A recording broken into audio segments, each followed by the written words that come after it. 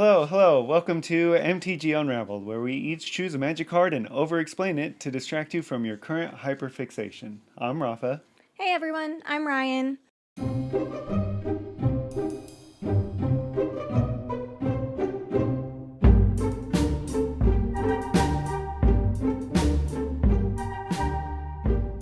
Thanks for joining us. As usual, we're going to each have a card that we picked at random, and you might learn some interesting things that you may or may not know about it. So let's start off with what's your pick today? Okay, I'll start describing it and we'll see if you can guess it before I reveal it. It is a blue card, 1 and a blue to cast, and it is a creature. Oh, good gravy. Let's go Fairy Mastermind. No, but you're on the right track actually. I would consider this in the same kind of like headspace. Okay. When I think about this card, it has flying, which makes it just like it was. And it's Okay. also a bird. A bird. Why is the only bird I can think of Birds of Paradise? And that's not blue. No. Okay. Okay, and I'll read the text box, then we'll see. I bet you'll get it. Whenever a player casts their second spell each turn, this creature connives. Oh, it's Ledger Shredder. Ledger Shredder, yep. Yeah. Mm-hmm. Good card. Oh, yeah, it's great. What about your card? Okay. So mine is 3 generic mana, artifact creature. Burnished Heart? No. No. Who's going to talk about Burnished Heart? The creature type is assembly worker. Assembly Worker? What's his power and toughness? 1/3. 1/3. Hey, we're both doing a 1/3? What? 1/3 assembly. The only thing I think of with assembly workers is the lands that make assembly workers, so I have no idea what this is. See, I bet that a bunch of you could get it off of that because it's not a super common creature type. No, it's not. Let's see. It doesn't have any abilities or like keywords. And the text box is going to give it away. Like, I'll get 3 words in. I bet you'll get it. If you would create a clue, food, or treasure token, instead create one of each. Yeah, Academy Manufacturer. Yeah, that's it. You got it. Freaking, if that card's in the deck, it's so good. Oh, yeah. So good. We'll get to it. Yeah. But let's go ahead and start off with you talking about your card. Ledger Okay. Shredder. So, to connive, you draw a card, then discard a card. If you discarded a non-land card, you put a +1/+1 counter on the creature that connived. So, whenever any player, every single turn, not just in a turn rotation, but you start the next turn, the next person's turn, every time any player plays their second spell, this creature will connive. So, it's incredibly efficient card selection for 2 mana. It's not card advantage because you draw and then discard, but you get to look through a lot of your deck if this sits on the table. Especially higher powered games, you usually get more connive triggers, which means this scales well. It's good in bracket 2, it's good in bracket 3, it's good in bracket 4, but it doesn't feel overdone for 2 mana in a bracket 2 game because not as many people are casting 2 spells in a turn. Right, So- exactly. And, I mean, just when you're playing a bracket 2 game, when you're going through your deck, you're not going through to find your combo or whatever it may be. It's literally just, I'm going to look at more cards so that I can get something that I can actually use right now. Yep. Yeah. So it was first released, Streets of New Capenna, including a promo version, which came out in April 2022. So we've had Ledger Shredder around for over 3 years now. That's crazy. Yeah. Yeah. I feel like that's a new card to me still. Like, Streets of New Capenna is a set, just as a side note, that I don't think we really got much of that set because it wasn't something that jumped out at us. There's so many hidden gems in that set. oh, yeah. It's such a cool set. Every time I'm like, oh, where did this card come from? It came from Streets of New Capenna. That's the answer. Yeah. I doubt it'll be our last time a card Oh, is yeah. from Streets of New Capenna because, yes, there's some cool stuff. Its only reprint, too, was in Bloomborough, which is another amazing set. I Oh, know we that's- both. Yeah. I absolutely adored that set. Otters are my favorite creatures in real life, and so when I saw that there were a bunch more otters, I built an otter deck. Like, I had to. It was so cute. The original art, I don't know what it's supposed to be. It's like an anthropomorphized, maybe hawk or some kind of predatory bird. I don't know if it's a hawk or not. Is that I'm not a bird the person. art that, like, if I were to think of Ledger Starter, Most people who, yeah, okay. like it's the OG art. He's got like a suit on, but he looks like a hawk. But I'm gonna get told that's wrong, and it's actually a falcon or something. I don't It's know up what on it the is. screen. Let us Yeah. know if he's wrong. And then the alternate art in Bloomborough was an old man owl, which is terrible in my opinion. I love it. No, it What is are you talking about? no. He looks like he's gonna get upset at you for closing the book wrong. Like you're gonna Yeah. slam a book shut and he's gonna come after you. The first dude is a mobster. He looks way better. Okay, maybe I just have like a special thing about grumpy old owls because like growing up with Winnie the Pooh and stuff. I don't know, but I think it's cute. Yeah, agree to disagree. You've got two different flavor texts. So the original flavor text was no evidence, no crime, mobster, like I said. And the old man owl text is exactly like I'm saying. It says, "Pa, you call this a comprehensive? I call this nest stuffing." Like, yeah, he's tearing apart books, and yet I told you that he's gonna yell at you for treating a book wrong. So I guess I'm in the wrong here. He's being very selective and not afraid to tell you how he feels about it. It's his job.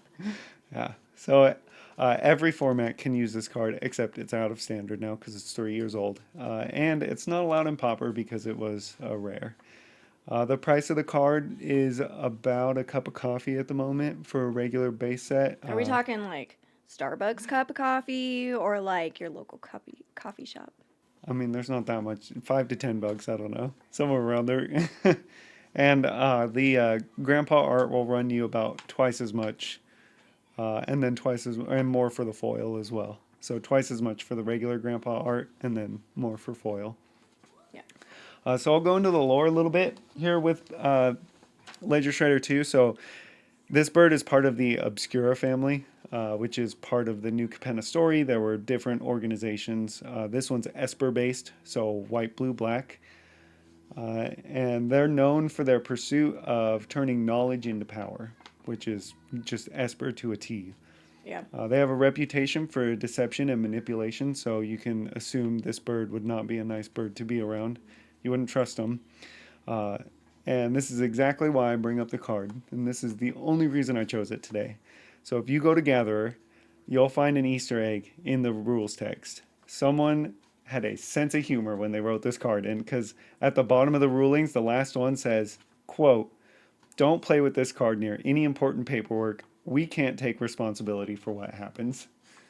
Which is, The moment you found that and showed it to me, I think it's hilarious, which we'll get to it, but it's actually really funny because the rules text for my card also, somebody was on one.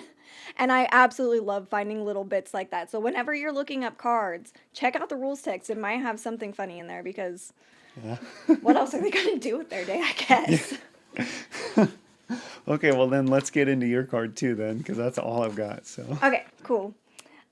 So my card again was Academy Manufactor, which I'm going to be honest, the way that I have found cards is a random magic card generator. It just pulls up random magic cards. And I go until I see one that either I play and want to know more about or looks cool. And then I see if there's anything interesting about it. I feel like that's looking for a needle in a haystack because there's like 30,000 cards now at this point or something. So a random card, I mean, you're going to get like something you've never even heard of most of the time. Right, and I think that's my goal. This is a card that I play in decks that I'm sure a lot of you play in decks, but I kind of figured like how else am I going to find cards that I otherwise wouldn't know about and you guys wouldn't know about. Yeah. So we might come across some really weird stuff one day. Oh but yeah. for today, Academy Manufactor was first printed in Modern Horizons 2 back in 2021. So a little bit older. It's been in 5 total sets, so the original and then 4 reprints. That's actually no longer true after I wrote this, because it was reprinted in the Play-Doh Secret Lair Yeah, drop. we've seen it too. Yeah, and So actually I pretty. think it's really neat because up until now there had only been one art for Academy Manufactor, and it's that Yeah. giant robot that's dark with the stained glass windows in the back is really pretty. Um, but there's nothing really special about it. Like, it's clear that it's an assembly worker. And that's it. And for all of the other reprints, that's all you've had until the Secret Lair drop, where it's this like really cute little, like, obviously still like a robot guy, but he's holding a sandwich in one hand and looking through a magnifying glass with another at like a gold cup. So it represents the food, the clue, and the treasure token. Oh, whoa. I didn't look at it that closely. That's neat. Yeah. Yeah. It's so cute. I wasn't super stoked about that drop in general for Secret Lair, just because I'm one of those that if it doesn't feel like Magic, then I'm a little more opposed to it. But it is for a really good cause, and the card is just really kind of cute. It's growing on me Yeah. every time I look at them. And they reprinted a card that a lot of people will use, which I think is great because we know that's not always the case with Secret Lairs. Yeah. For the flavor text, the original flavor text was, it's actually the only lore that you can find about Academy Manufactor. He's not like a character that you would find in the story, but we know that it says automated systems at the Tolarian Academy sort new acquisitions for optimal use, during which should be studied, eaten, or sold. You can't say Tolarian Academy on this show. That's wrong show. Wrong show. Sorry. But yeah, that's the only lore that we have for it, is that we know that it was at Tolarian Academy and part of their overall assembly processes. Yeah. I There is think that's pretty common for Modern Horizons cards, I think. I Yeah. don't think there's a lot of story for Modern Horizons in general, right? It's just kind of throw some really powerful stuff out there. Yeah, that definitely feels like how all of the Modern Horizons maybe sets are. maybe one day it Academy Manufacturer we'll get dragged into like another plane and we'll get some more story about it. Oh, maybe. Yeah, maybe. I would love for there to be Yeah. more lore, more specific lore that we can find, because that's something that, as I've been looking through cards, you can't find about a whole lot unless it's a main character. Yeah. Is you just don't know all that much about it. Like, why is that there? So then you kind of have to dig through the planes and like, okay, how does this connect? I mean, when you're making 1,000 cards, over 1,000 cards a year, I don't know if it's actually that many, but it feels like it. Writing lore for each single one of those is I yeah. understand this. Apparently, I'm feeling spicy today because I'm bringing up some of the hot topics, but I love the Magic lore, and I would really love for them to get back onto it. They did just come out with another lore story, so hopefully they can kind of do more of that. Go talk to Brandon Sanderson. He'll do it. They are, which is yeah. That's a whole nother story. Yeah. And then on the Play-Doh one, there is new text, which I think is really cute and funny. It says, "It shapes wonders beyond our wildest dreams, like sandwiches." It's just cute. It's adorable. Yeah, it fits the feel of the card. Everyone's gonna think that I'm like addicted to gambling, which we're Magic players, so I mean, there's an argument for it. But you said sandwiches, and it just makes me think about how the sandwich was invented by a very well-known gambler who didn't want to stop gambling long enough to eat, so he told them to bring him his meat between pieces of bread, which is how the sandwich was invented. How do you know that? It's a math story. It's a math story. He knows the most random things. It's great in a lot of ways, but why? Why do you know that? I wish I could remember his name, but I don't. I'll put it up. I'll put the name up. Yeah. It is legal in most formats: Modern, Legacy, Vintage, Commander, Oathbreaker, Historic, Brawl, Timeless, and Penny again. Still haven't actually looked up the rules for that. I need to remember to do that. Timeless and Penny are you did. MTGO and Oh. MTG Arena formats. Okay, Yeah. there we go. I did. Thank you. At Yep. least one of us remembers to do things. The average price for the card is about $5 to $6 for non-foil and 10 to 13 for a foil. I don't know what we're looking at price-wise for the Secret Lair. My guess is that it's up there because, again, it's the only alternate art for it, and it's a Secret Lair. It might drop, would be my guess, just because it is a pretty niche type of art, but probably not too much, but I'm sure It's a really good card though. So it's sitting at $5 is like if you're not gonna put this in every deck, but when you do, like I have it in Samwise Gamgee because Sam just makes so many foods, but when I get to make treasures and clues too for 3 mana, it's amazing. Yeah, which brings us to explaining the card in the game. Like if you happen if you happen to make one of those types of tokens, like somewhat regularly in the deck, you might as well put it in there. It's nothing but value. If you're making food, why not create mana and card advantage? Yep. You know what I mean? And like just extra cardboard. Yeah, like, it's just good. If you care about one artifact token entering, having 3 enter every time instead just synergizes with a lot of the deck if that's what your deck's doing. Yeah, it can be as simple as I'm just getting more value for something I'm already doing, or it could synergize well into whatever the theme of your deck is. It's a really, really good card. The ability of the card itself is a replacement effect, so it is not a triggered ability. It's not something that goes onto the stack. It replaces something that happens. When a card would create a single clue, food, or treasure token, it replaces that event, so you create one of each instead. Yeah. So it's different from the actual triggered ability of whatever is creating that initial token.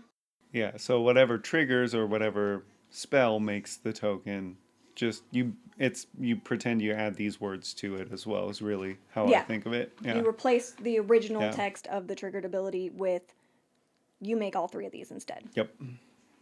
And I know it can get like bonkers when you're like exponentially creating stuff. I don't know I've never done that or anything, but I know there's ways to do that. Well, let's go into the rules text, because this is, again, they got cheeky. So the rules text, it starts off with, if you control one Academy manufacturer and would create some number of clue, food, or treasure tokens, you instead create that many clues, foods, and treasures. That's the first part. Makes sense. It explains exactly what having an Academy manufacturer does. Yeah, if you control 2 Academy manufacturers and would create some number of clue, food, and treasure tokens, you will instead create 3 times that many clues, 3 times that many foods, and 3 times that many treasure tokens. Because you have the ability that says you're creating 1, and then you have your first Academy manufacturer that says, no, you're going to create the 1. Other 2 as well. Yes. Yeah.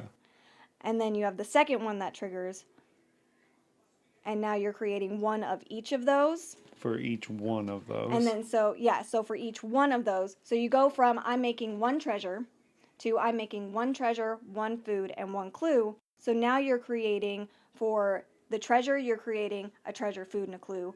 For the food, a treasure, a food, and a clue. For the clue, a treasure, a food, and a clue. So you end up making 3, which isn't like... No, it's counterintuitive. Because if you would have said, what happens when you have 2 Academy manufacturers, I would have just said, well, I mean, if you make a treasure, I guess you make 2 foods and 2 clues. Like, that's what I would have thought. It makes sense with you explaining it, but I would have thought what I just said.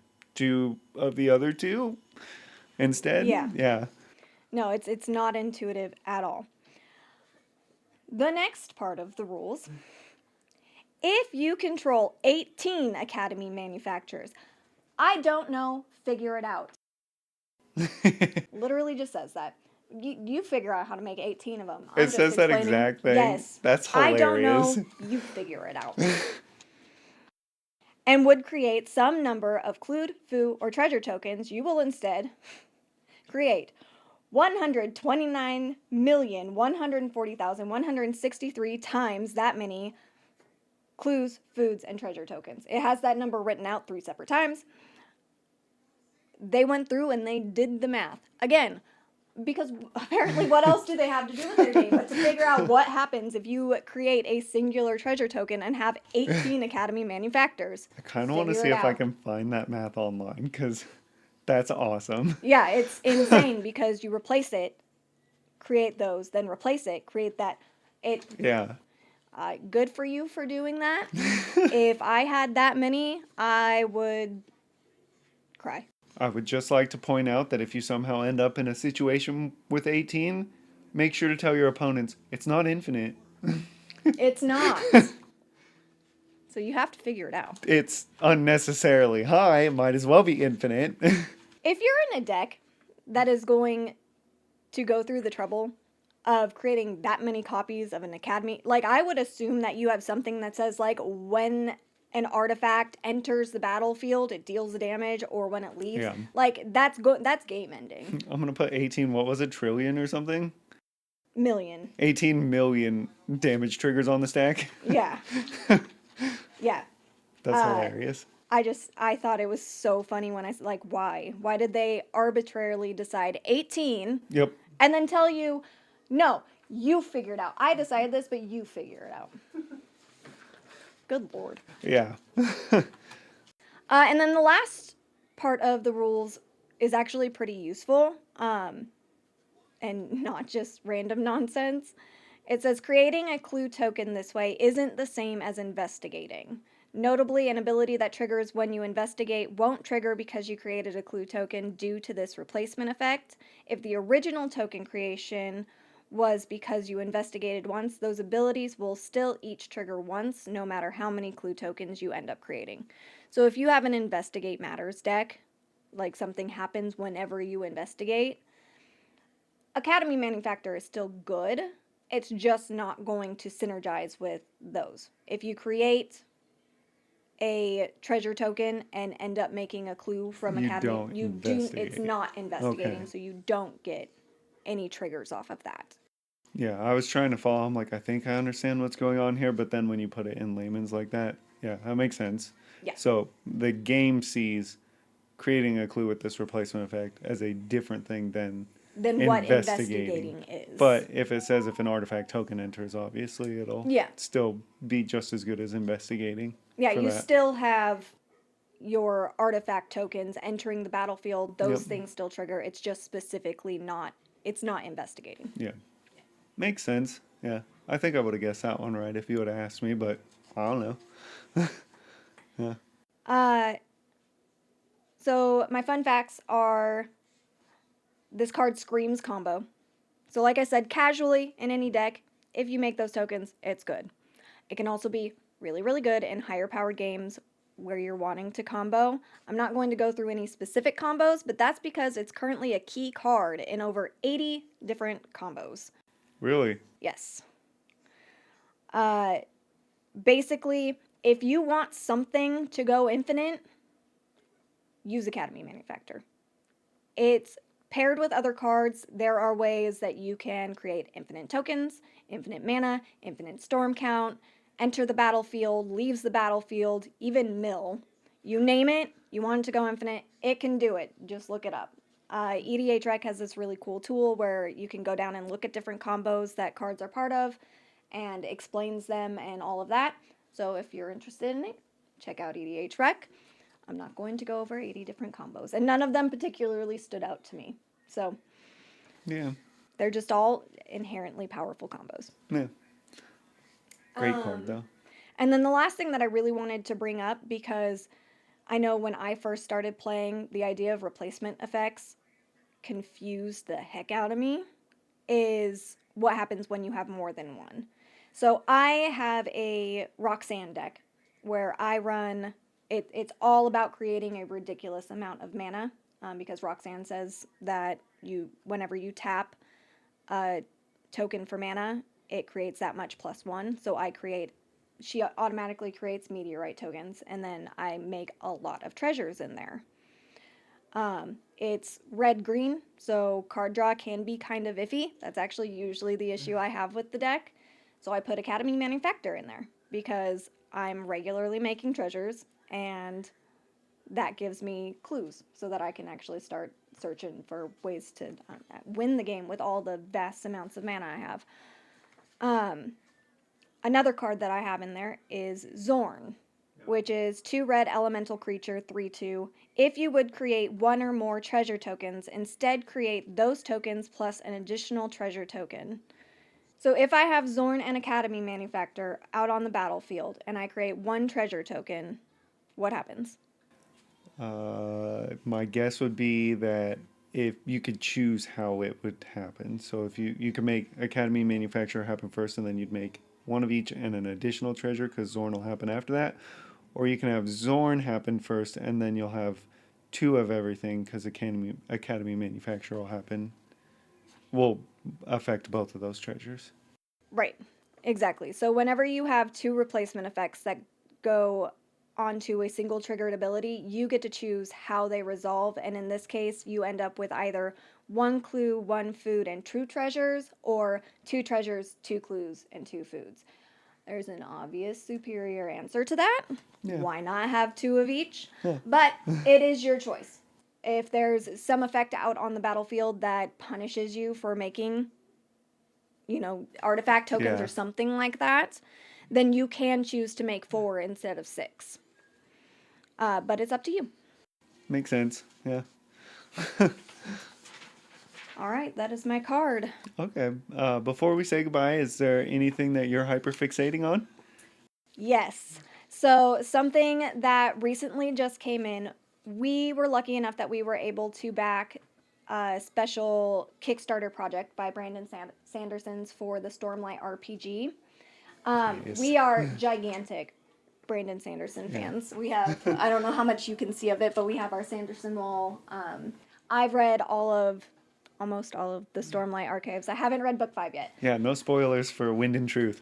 But this is my favorite book series. Oh, yeah. The moment I started reading it, it just automatically took over that spot for the longest time. Trigger warning. It was Harry Potter. I grew up with it. Yeah. Leave me alone. Yeah, We do not support her views. Yeah. No, we're peak millennial, though. I mean, like, literally. Just so much about us. But that doesn't change the fact that I grew up with that series and it made an impact on my life. Yeah. Anyway, but this automatically took over that spot. I will read, reread, purchase everything that I possibly can. Seeing him at Wizards, good Lord, please bring me a Kaladin Magic card. Yes. I want entire Cosmere, but I will be happy with even just 5 characters on a secret layer. I would die for it. Yeah. Anything. And yes, the entire Cosmere would be great. I'm getting into reading some of the other Cosmere books. I've read a couple of the little short novellas in between. Warbreaker is like one of your favorite books. Warbreaker is amazing. If you haven't read other Cosmere and are into it, then I definitely recommend Warbreaker. Oh yeah, it was so good. Fantastic. I went into it not expecting much and came out of it. It's amazing. But we got a Stormlight RPG. So this is similar to other tabletop role-playing games that you might be familiar with, like D&D. But it's specifically around Stormlight, and it has some additional mechanics in it that really envelop the feel of the Cosmere. I backed it at the highest tier. I got, I think, almost every extra you could possibly get for it, with painted minifigures. A little tiny bridge 4. There's a bridge 4 display stand is what it was like called. And I expected it to be, big enough that you could put your little minifigures and display them. You could fit like 2. A Yeah. I know. little disappointed in that one. It's still really cute, and I will find something to put on it. Also, in their defense, the painted minifigures are like twice the size that I thought they were going to be. Oh yeah. I thought they were going to be your very basic, like this big, No, and they're beautiful, Yeah. absolutely gorgeous. If you're familiar with Warhammer at all, I mean, they're not like as big as Warhammer minis get, but they're bigger than a standard like D&D mini. And then Yeah. we did get at least one of their larger ones. We got a Chasm Fiend. That's, I mean, that Yeah, it's big. mini doesn't. It's not mini. It's not mini anything. No. Unless you literally compare it to the size of a Chasm Fiend, then Yeah. we're all mini. This will be my first time figuring out how to GM a game, which I'm super duper excited about. If you want to follow along on the journey for that, I'm going to start posting more content on our TikTok at Dicentric Games. I have an introduction to the first wave of products that we got for the Kickstarter on there. If you're interested to see what's in it, there's some beautiful dice. It comes with your core books. There's one special one that is specifically about the world of Roshar, which is what the first wave is for. The second wave that's going to be coming out next year goes into Mistborn. I need to get on. I need to get in reading mode so that I can read all of the Mistborn books. But it has, even if you're not familiar with the Cosmere, this book will tell you everything you need to know to get started. It introduces you to the magic systems and the world in general. And then you have obviously your handbook for you and your players to read. And it's Brandon Sanderson, so they're 5,000 pages long. Yeah. It also can't be understated that those books are full of beautiful artwork. Oh my The gosh. Cosmere is just full of beautiful artwork. The art that she pointed out is from Steve Argyle that we met at a MagicCon, but Yeah. like just everything Cosmere is beautiful artwork all Yes. around, and the RPG has so much of it.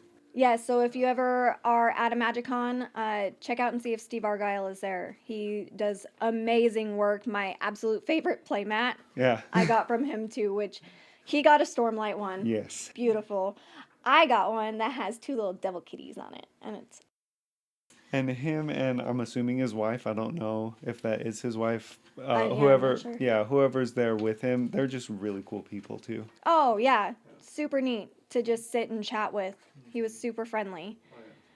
So yeah, that's my current hyperfixation where I'm trying to read through all of that and figure out what in the heck I'm doing. Yeah. All right. Well, where can we find you on the internet? Like I said, you can find us on TikTok at Dicentric Games. We also have a Twitch that we will be starting at Dicentric Games. If we are anywhere else, you will find us at Dicentric Games. Yeah. And if I'm ever doing anything, you'll see me online as Socratic Irony too. We hope you learned something new about the cards that we talked about today. If there's anything interesting about the cards we chose and you want to let us know about it, let us know in the comments below. If you'd like to share any of the quirks that Magic has hidden in their cards, join the Discord in the description. And if you have questions or suggestions for the show, please leave a comment or send us an email. We'd love to hear from you. Thank you, everyone. Enjoy your week. Click all the buttons. Do all the things.